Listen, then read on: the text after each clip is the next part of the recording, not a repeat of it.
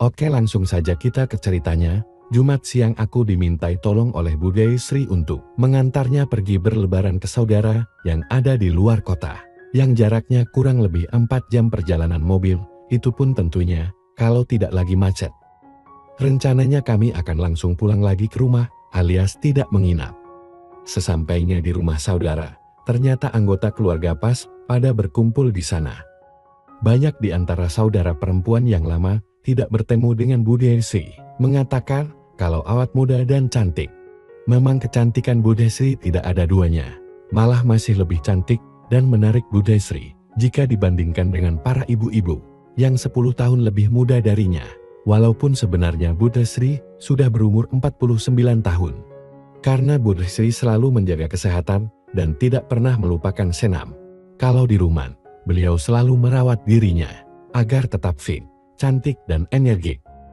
Tepat jam 10 malam, kami pamitan untuk pulang.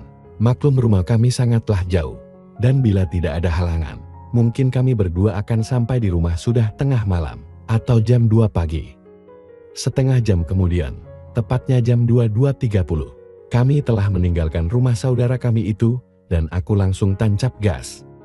Dalam perjalanan pulang itu, tiba-tiba Bude Sri mengingatkanku, "Hati-hati jangan terlalu ngebut ya Bud, jalannya sangat licin." Betul kata Bude Sri, karena saat itu hujan yang turun mulai deras, apalagi sudah mendekati puncak dan jalannya mulai berkabut. Beberapa saat kemudian, tiba-tiba setir mobil aku rasakan sangat berat. "Aduh Bude, ban mobilnya bocor ini." Secara refleks Bude Sri menjawab, "Cepat pinggirkan mobilnya ke halaman hotel terdekat, takutnya nanti nggak keburu, bisa-bisa kita repot di jalan, mana hujan deras lagi." "Iya Bude." Untung saja sedetik kemudian, sudah terlihat olehku sebuah homestay. Dengan segera aku berbelok memasuki halaman homestay itu. Sebelum kami keluar dari mobil, Bude Sri berkata, "Budi, kalau ban mobilnya kempes dan gak bisa ditolong lagi, kita harus menginap di homestay ini. Besok pagi saja perjalanan kita lanjutkan."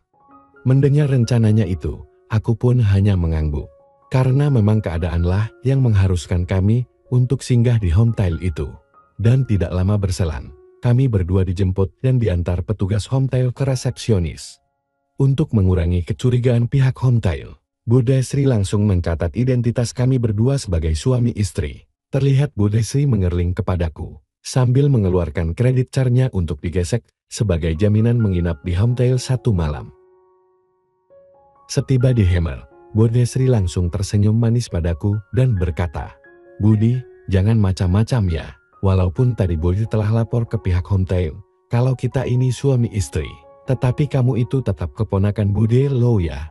Jadi nggak boleh macam-macam lo ya." Spontan aku menjawab, "Baiklah Bude Sri yang cantik." Entah dari mana datangnya keberanianku itu untuk mengatakan itu pada Bude Sri. Walaupun itu aku sampaikan secara bercanda, tetapi kalau dipikir-pikir, wah bisa berabe juga tinggal di satu kamar homestay dengan Bude Sri yang cantik dan menawan begini. Pasti dugaan orang, kalau bukan suami istri yang kemalaman, pastilah kekasihnya. Dan yang jelas pastilah mereka akan memanfaatkan waktu yang sangat panjang untuk melewati malam yang indah berdua, sepuas-puasnya. Di saat aku memikirkan praduga orang terhadap kami berdua, tak terasa ada yang tiba-tiba menggeliat pada diriku. Sepertinya bisikan-bisikan halus mulai menguasai pikiranku, membuatku hampir salah tingkah. Tiba-tiba saja Bude Sri berkata lagi, "Bude mau mandi dulu ya, tolong bantu buka ini." Wadidaw, penggoda iman makin kuat. Iya, Bude, sahutku agak grogi. Di saat aku membantu Bude Sri itulah, entah kenapa aku malah mencoba melirik yang indah itu. Sehingga dalam hati aku berkata, pastilah semua laki-laki yang berdekatan dengannya ingin bisa memiliki keindahan dan kesempurnaan alami yang ada padanya tanpa terkecuali, termasuk aku. Semoga saja malam ini adalah malam untuk keberuntunganku, amin. Sewaktu Bude Sri di kamar mandi, terdengar sayup-sayup riak air di bak mandi. Tiba-tiba saja terdengar panggilan perlahan dari Bude Sri dari kamar mandi itu. "Budi, kamu mandi juga ya, airnya nyaman dan hangat kok." "Bentar lagi Bude," sahutku. "Ya iyalah, Masa sih mandi bareng, serunya lagi. Lalu senyap, apakah ini sinyal keberuntunganku darinya? Ataukah hanya candaan saja, pikirku. Sabar ya sobatku, kamu nanti pasti aku masukkan di kandang yang tepat dan nyaman. Gumamku dengan pikiran yang mulai nyelantur. Beberapa saat kemudian, Budiasri keluar dari kamar mandi dengan berhan cuek tebal. Budiasri menuju spring bed dan langsung masuk ke dalam selimut yang tebal yang tersedia. Selanjutnya Budiasri berkata, "Sana gantian kamu yang mandi Budi. Budi mau tidur duluan ya?" Aku pun langsung menjawabnya, "Budi gak jadi mandi Bude, besok pagi saja sekalian mandinya." Karena sebenarnya jawaban ini sudah aku persiapkan sedari tadi, dengan tujuan agar bisa cepat-cepat tidur, alias lebih cepat TDR di samping Budiasri di malam menjelang pagi itu. "Terserah kamu saja, tapi kalau bau, jangan TDR di samping Bude lo ya," ucapnya dengan senyum manisnya. Setelah aku ikut TDR, aku masih menunggu kira-kira 10 menit. Setelah nafas Budiasri seperti mulai teratur alias sudah tidur, dengan perlahan aku mencoba ikut juga masuk di balik selimut tebal itu. Tetapi tiba-tiba saja Budiasri bergerak. Mungkin karena hembusan angin dingin, akibat selimut yang dipakainya aku begitu. Sehingga tampak olehku, kalau Budiasri yang tengah tidur di bawah selimut itu, dengan sejuta keindahannya, karena hanya mengenakan ham cuek tebal itu tadi. Karena kami berdua memang tidak mempersiapkan barang ganti, karena memang menginap di homestay juga di luar rencana kami berdua. Budiasri demikian miring membelakangiku di sebelah kanan. Perlahan aku masuk di balik selimut itu. Beberapa saat kemudian, Budiasri pun berbalik. Tentu saja wajahnya jadi hampir berdemikian. Aku tatap matanya yang tertutup indah itu, hidung kecilnya yang mancung. Ku beranikan diri. Tetapi tidak ada reaksi apapun darinya. Aku lanjutkan untuk lebih jauh lagi. Tetapi ternyata masih juga tidak ada reaksi dari Budiasri. Akhirnya dengan detakan jantungku yang berdebar-debar, aku pun segera memulainya untuk menyenangkan diriku dengan semakin dekat pada Budiasri.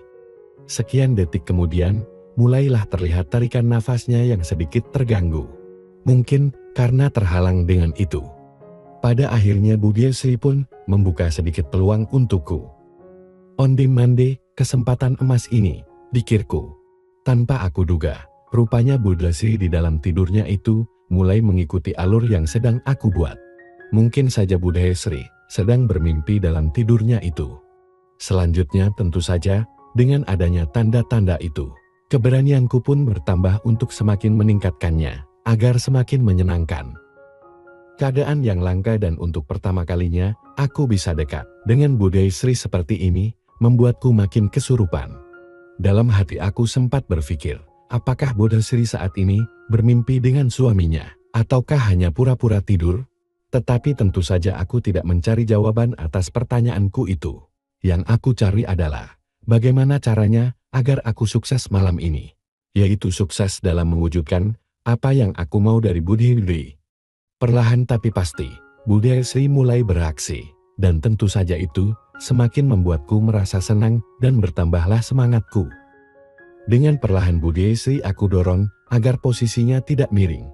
Kemudian mulailah aku melanjutkan episode yang lebih jauh lagi. Tentu saja aku semakin lupa segalanya. Lupa kalau yang bersamaku ini adalah Budiku sendiri. Aku semakin kesurupan akibat makin tingginya semangatku di kala itu. Akhirnya Budiasri pun terbangun. "Hei Budi, kamu ngapain? Ini gak boleh loh." "Maaf Budi, aku tidak bisa tidur.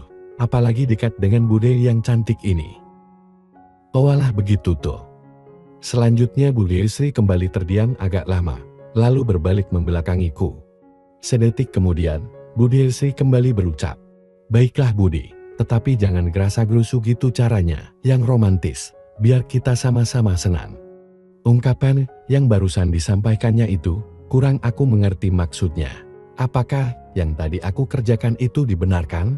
Tetapi nggak boleh gerasa-gerusu? Atau apa ya? Tetapi saat itu, tidak ada kesempatan untuk aku berpikir mencari jawabannya.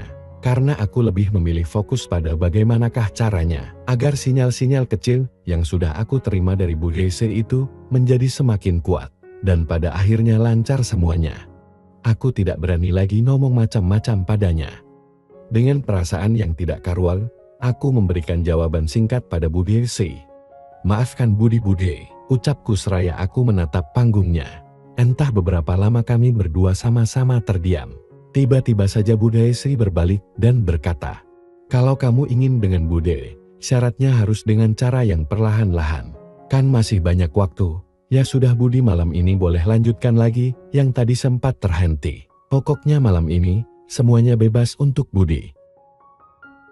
Ternyata malam itu, aku dibuatnya merasa senang. Karena setelah itu, Bude Si lah yang malahan lebih dulu berinisiatif. Dan pastinya sekarang ini, lebih berasa dibandingkan pada waktu Bude Si dalam keadaan tertidur tadi itu. Karena kali ini Bude Si dalam kondisi sadar sesadarnya. Dengan cara yang lembut dan perlahan-lahan. Di malam yang sejuk dan penuh keindahan itu, semuanya berlangsung saling kerjasama.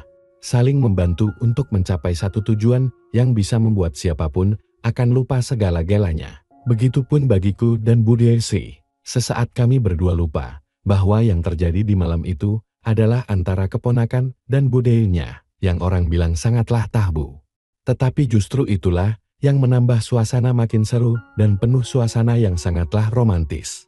Sungguh satu pengalamannya yang sangat sulit dilukiskan dengan kata-kata.